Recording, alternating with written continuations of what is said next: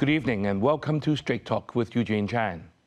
I'm sure we're all familiar with our guest this evening, Professor Priscilla Lau Mei-Fan, who has been a member of a legislative council since the year 2008. She served in the Election Committee constituency, representing the Business and Professionals Alliance for Hong Kong. She's a barrister by profession and specializes in Chinese law, Hong Kong basic law, and conflicts of law amongst mainland China, Hong Kong, and Taiwan. She's also a professor of practice in these areas of law at the City University of Hong Kong and is currently chair of the panel on education at our Legislative Council. Welcome back to Straight Talk, Priscilla. Hi, Eugene. So last time you were on the show was in January 2022, and we talked about the newly elected LegCo at the time. This time we want to talk to you about education, an area that you have been very active, having taught at the CDU for 30 years and currently chair of the panel on education LegCo. And I believe that you have recently organized a 2-day Global University Presidents and Leaders Summit that you are responsible. And I heard that it has been very successful, and congratulations. So for the viewers' interest, what inspired the idea for this summit, and what was the rationale behind? You know, Hong Kong is the super connector for China. And this is a very important role for Hong Kong being an international city. Education, especially higher education, is the brand name of Hong Kong. So while we are talking about attracting talents, science, and other people to come to Hong Kong, settle here, open their business, the very first thing we have to do is to talk to the leaders of top talents. And everyone agrees, universities are the top talents beds for many, many countries, and these presidents are their leaders. So the direction of a university in a country actually leads the country's future. Right. Priscilla, in our Chief Executive, Mr. John Lee's latest policy address, he outlined the plans to build our city into an international hub of post-secondary education. So how does this summit align with this vision, and what were some of the outcomes that after the summit that support this goal? Yeah, we're just very happy to see paragraph 108 is exactly talking about what we have been doing in the past 9 months, that we think that to attract and bring all these top talents leaders to Hong Kong is the very first step. Of course, we have very famous universities in Hong Kong. We have 5 universities ranked the first 100th. In fact, even other universities, they have their discipline ranked the first or in the top 5. So we have to let people know. And you know, under the global tension, some people, they have misunderstanding about Hong Kong. The best thing is to let their top leaders of their top talents to come, fill Hong Kong, and talk with the university leaders from different parts of the world. So the goal of this summit is to bring university presidents and their leaders from the north and south of the globe, east and west, and the Middle East and Belt and Road, let them talk here. And if we can do so, we are the super connectors of top talents. Right. Priscilla, it seems like you're doing this summit at a very opportune time, because it is a time that Hong Kong's credibility and also the appeal on the global stage had not been as attractive as before, because a lot of the Western rhetoric of saying Hong Kong is no longer safe, we don't have academic freedom, there's no freedom of speech. Do you think this has brought a very correct message back to those countries? Yeah, it's just so fortunate the summit came out to be a big success, and everyone comes here, they bring with their students, because this summit, we offer both to the university presidents and let them bring one top student from their university. So that means even university students, they will meet top students from different parts of the world. And I have a long discussion with both, and I can see both the university heads as well as the students, they are so happy with this summit because it gives them a chance to understand Hong Kong and China as well as other parts of the world, so that they know we have to do something together. rather than following the trend of this unnecessary global tension. Because university leaders, our shining aspect is to bring cooperation, communication, trust with each other, and lead their country. And I see that after this summit, we agree with a global consensus that we have to do things together. We have to go beyond their government. We have to do things good for the world. And this is a mankind issue. I think the summit has successfully brings the heart of everyone together. And that is the whole objective. Well, Priscilla, you know, Hong Kong has always been a very international city. We have a lot of academics or even business leaders that come to Hong Kong regularly. But since COVID, things haven't been as moving as fast as it has been. So how challenging were you? I know you have organized this only in a very short period of time. Yes, how challenging was it to get all these people from different prestigious organizations from the world? Do you encounter much sort of hardship or difficulties? Oh, very difficult. And it's a mission impossible, as commented by some of the UGC universities. But we have a united front this round. All the universities who joined this project with the support of UGC, we all feel the mission of university education to play the lead, to be the super connector. So if we could have one step, then we will have the second step next year. And this time, I am very happy. We bring both along our friendly countries like Belt and Road and Middle East. We also bring along of many of our old friends, even the American universities and European universities. All these universities, they all come sharing one objective, is knowledge has to be connected, shall not have border. The world needs to be connected. Intellectuals shall bring the lead. Only by doing so, we can explore to the space. Right. And we can explore more development for the world and mankind. Right. Priscilla, you mentioned earlier about the University Grants Committee or even the chief executive supporting this.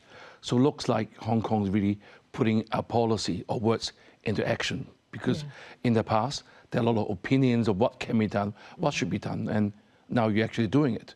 So how are you going to capitalize on this momentum? Because you mentioned earlier, we have like 5 universities out of the top 100.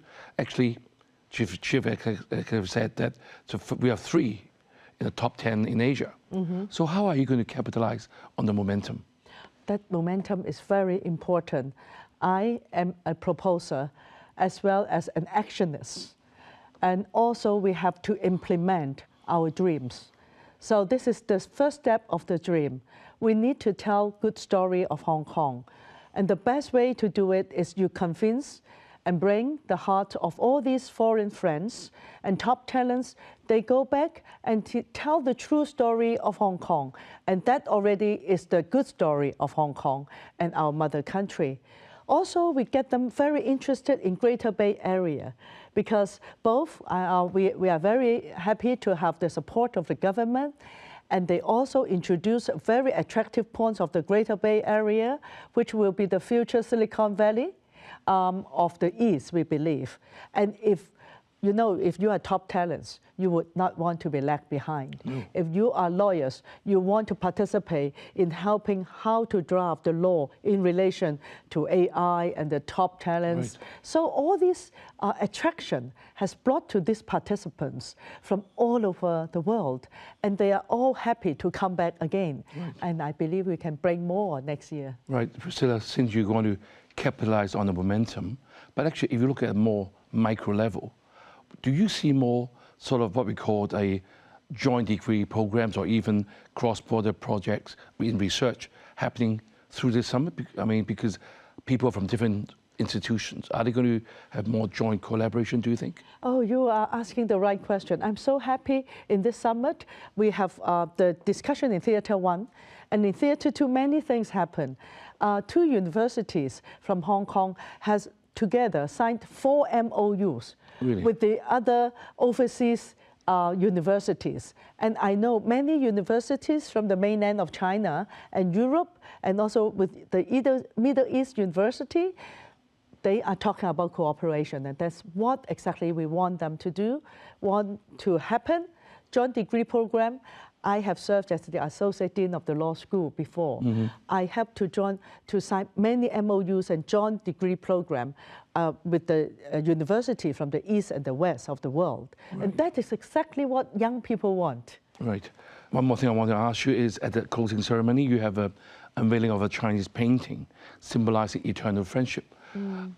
What message do you hope this painting will bring to the international community, and especially for Hong Kong's role in this global education process?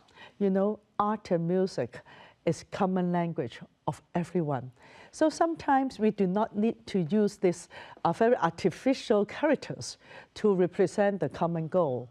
And the painting, when all the participants from different parts of the world sign their name, they already express their aspiration to have peace, cooperation, mutual trust, and that is a very good success. Right, Priscilla, let's take a short break now, but viewers, stay with us. We will be right back. Welcome back to Straight Talk. We have been talking with Electrical member Priscilla Leung on how Hong Kong can become a world-class education hub. So Priscilla, in the first half, I'm sure the viewers have repeatedly heard what you're saying, that knowledge is without boundaries, and we must work together, and Hong Kong provides a very good platform. So we in Hong Kong, we always know that we have our strengths and weaknesses, and we have been facing challenges, and being a bridge between the East and the West, looks like Hong Kong can still play that role. What will be from your point of view after the summit, will be our strength, so that we can be still sort of a world-class education hub, which we never thought we could become one? We can. I have confidence. In this summit, another outcome, apart from the cooperation of universities, are the students. Those 50 students, we have a lot of dialogue and Q&A sections. Many students from very top universities, they are inspired by us. They are really attracted by this part of the world, especially what's happening in China and in Hong Kong.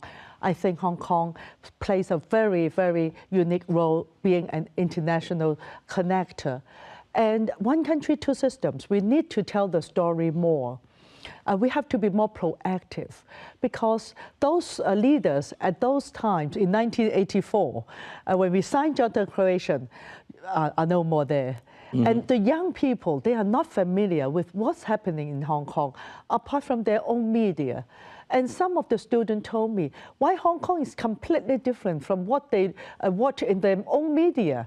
And I said, you also should go to China then.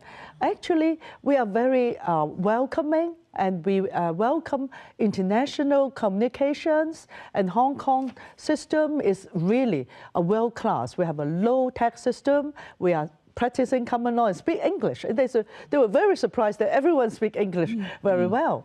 And I said, we can connect you to the biggest market, that is China. And they are so inspired. I think this will be the young future leaders of their own country. You see, 50 countries, you can get the heart of these young people. They speak good story, just like myself. I stayed in Beijing for 2.5 years. When I was I don't know anything about China as a Hong Kong a young student.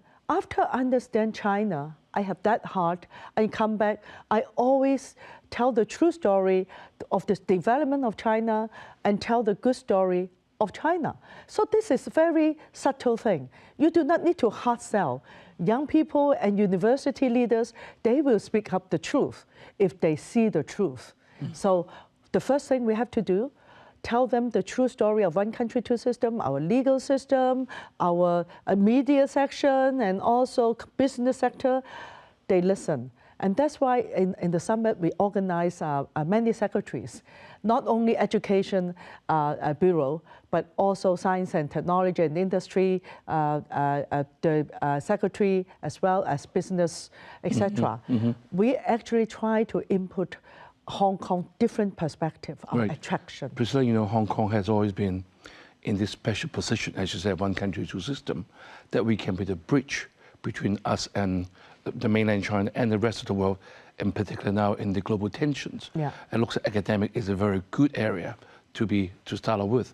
And it's very encouraging for you to tell us that the students want to come to Hong Kong because of our rankings. And you talk about also the attractiveness of Hong Kong. But one thing some people may not have talked a lot about is the educators. Yeah. The professors, which you are part of the team. I know that in the past, Hong Kong had a high proportion of international educators, and we have reduced them recently. What can the Hong Kong government do to encourage them to come back again, so they help Hong Kong to remain really at top end? Yeah, next round, I think we will arrange a summit for the professors, for the top professors, because we already sent out the message. We welcome top class of professors or a unique discipline that we need to come to Hong Kong and realize their dream. And if the Hong Kong government has a package, you know, nowadays we talk about your IP, intellectual property, and then how to enhance the IP to become industrialization. That means we need to make them as products in part of the enterprise, and they may become entrepreneur. That is a policy that we have to do. Encourage top talents to bring with their intellectual property. We can enhance, like if in mainland China we have land, and then in Hong Kong we even can have the Hong Kong investment company to invest some money to encourage these young talents. They bring different kind of ideas to Hong Kong. We need to go out and tell them Hong Kong, how much Hong Kong is determined to do as policy, as part of investment, as well as the policy to attract top professors to come, and universities also can accommodate that. Then we bring these people also how to work together with some mainland companies, maybe very big companies. They can realize their dream together, and our money invested will earn more. Right. Priscilla, I think so far, I think you have explained to all of us that the summit provided a platform to really help expressing Hong Kong's unique role of one country, two system. Yeah. That's what Chief Executive John Lee said in the opening address, that we must use this. And also the director, Jian Jianchong, also highlighted that Hong Kong was the city with the most internationalized university globally for 6 consecutive years. And he has urged our university to expand the tie with other global tertiary institutions. Have you seen our universities doing that at all in the summit? Very much. Actually, the universities in Hong Kong are very internationalized. That I can say. I worked for universities for 30 years. But now we need to have joint forces. We can't just do it one university but with another universities. If we can spend a little bit time, and then we can do something together, and we can make big things happen. And then all universities can benefit. They look for their counterparts to cooperate. Like in this summit, you see, it's very expensive in terms of time and money to attend so many summits, right? Everywhere on earth. So if we invite them all together 2 days, you look for your partnership. Right. And then we give them time to introduce the universities in Hong Kong, in fact. And then they can also attract their talents. So if next round, we also invite the top professors of different disciplines. University heads from Hong Kong also can come, and then they can present how unique and attractive their universities in terms of policy, development plan to attract this talent. I want to see talents from all over the world, North and South, East and West, and our like Middle East. They will come, they all bring with unique talents, you know, and Hong Kong will truly become a very internationalized city for China and for the world. Right, Priscilla, I think we had the City University President, Professor Boy, here a couple of weeks ago, and they're actually doing that as well. I mean, building connection with global universities. You know, our Chief Secretary, KK Chan, and signed an MOU on last Friday with the national and local labor authority in Macau and Guangdong to push talent exchange in the Greater Bay Area. What opportunity do you see this for the tertiary education sector? The Hong Kong government is very determined to recruit talent. So they have a committee, Education, Technology and Talents Committee that is led by our Chief Secretary.